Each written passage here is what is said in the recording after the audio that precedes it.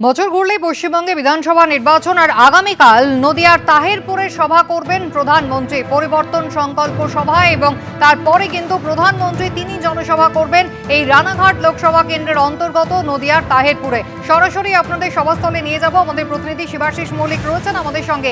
শিবাশিস, একেবারে মতুয়া অধ্যুষিত এই তাহিরপুর এবং সেখানে আসছেন প্রধানমন্ত্রী।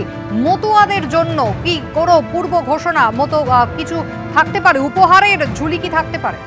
দেখো কুসুমিতা, শুরুতেই তোমায় বলে রাখি যে যেহেতু চতুর্থ পরিবর্তন সংকল্প সভার জন্য নরেন্দ্র মোদীর এই জনসভার জন্য বেছে নেওয়া হয়েছে নদিয়ার তাহিরপুর, যা রানাঘাট লোকসভার অন্তর্গত, ফলে স্বাভাবিকভাবেই কিন্তু মতুয়াদের মধ্যে একটা আশা বাড়ছে যে আগামীকাল প্রধানমন্ত্রী এসআইআর আবহে তিনি যেহেতু আসছেন, সেই সময় দাঁড়িয়ে যে সময় মতুয়াগড়ে কার্যত লক্ষাধিক মানুষের তাদের ভোটাধিকার প্রশ্নের মুখে পড়ে গিয়েছে, সেই সময় দাঁড়িয়ে মতুয়াদের কোনো বার্তা তিনি দেবেন কিনা সেদিকে তাকিয়ে রয়েছে মতুয়া সম্প্রদায়ের মানুষরা। কারণ এই মতুয়াদের ওপর ভর করেই কিন্তু 2019-2024 পরপর দুবছর কিন্তু দুটি লোকসভা আসন, মূলত রানাঘাট এবং বনগাঁয় বিজেপি জয়ের পেছনে ছিল মতুয়ারাই। এখন যে ছবি আমরা সরাসরি তুলে ধরছি, নদিয়ার তাহিরপুরে চতুর্থ পরিবর্তন সংকল্প সভা করতে আসছেন আগামীকাল প্রধানমন্ত্রী নরেন্দ্র মোদী। শুক্রবার সেখানে শেষ মুহূর্তের প্রস্তুতি চলছে, জোর কদমে কাজ চলছে, নিরাপত্তার দিক খতিয়ে দেখা হচ্ছে। অন্যদিকে যে বিভিন্নভাবে যে ডেকোরেশনের দিকগুলো রয়েছে তা কিন্তু সেই দিকেও কাজ চলছে।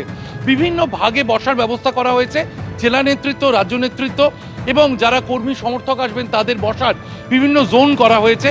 এবং চতুর্থ পরিবর্তন সংকল্প সভা 29শে মে চলতি বছরে আমরা জানি আলিপুরদুয়ারে প্রধানমন্ত্রী নরেন্দ্র মোদী প্রথম পরিবর্তন সংকল্প সভা করেছিলেন। এরপর দুর্গাপুর, দমদম হয়ে চতুর্থবার তিনি জনসভা করতে এখানে আসছেন এই নদিয়ার তাহিরপুরে। বাম দুর্গ হিসেবে তুমি জানো 2022 সালের পুরসভা ভোটে কিন্তু রাজ্যের একমাত্র পুরসভা তাহিরপুর জয় করেছিল বামেরা।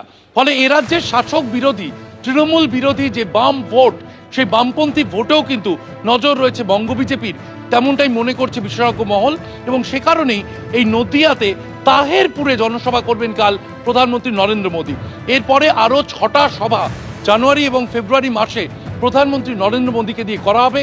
বলাই বাহুল্য 26-এর বিধানসভা নির্বাচনেও কিন্তু বিজেপির তারকা প্রচারক হিসেবে, মূল প্রচারক হিসেবে থাকছেন প্রধানমন্ত্রী নরেন্দ্র মোদী। শিবাশিস, ধন্যবাদ।